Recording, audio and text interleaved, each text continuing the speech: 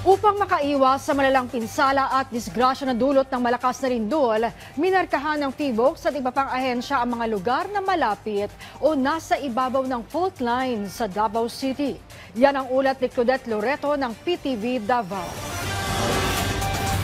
Nilagyan ng pulang pintura o markings ng otoridad ang iilang bahagi ng Barangay Catulunan Pequeño, Davao City.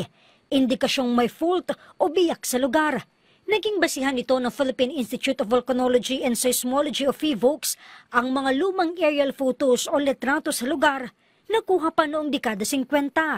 Sa ginawang pag-ikot ng otoridad na pag-alamang iilang kabahayan sa Catulunan Pequeño ang nakatayo mismo sa ibabaw ng fault line kaya't delikado ito tuwing may malakas na lindol.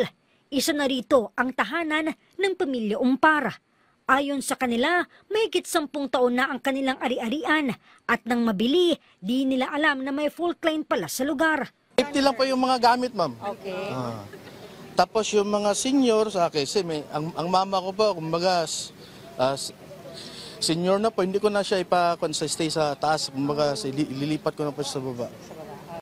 Sa datos mula sa PHIVOLCS, mayroong 5 fault na makikita sa Central Davao Fault System.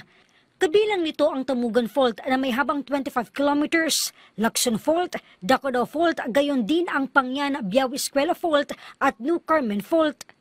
Maliban sa paglalagay ng markings, nagsagawa rin ng information dissemination hinggil sa lindol at fault line ang Office of the Civil Defense 11 at Davao City Disaster Risk Reduction and Management Office.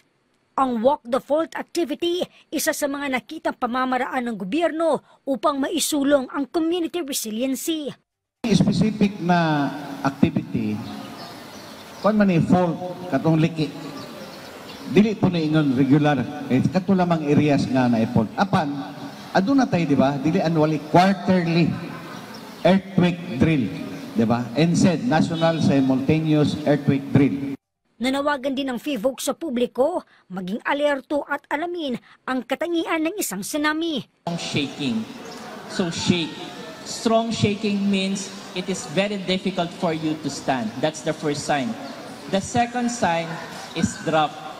There could be unusual sea level rise or sea level drop. The third sign is a rumbling sound. Meron silang maririnig na parang truck, parang may train na nasa dagat. So, plano rin ngayon ng iba't ibang ahensya na paigtingin pa ang pagsasagawa ng tsunami drill, lalo't maraming lugar sa Region 11 ay malapit sa karagatan. Claudette Loreto para sa Bayan.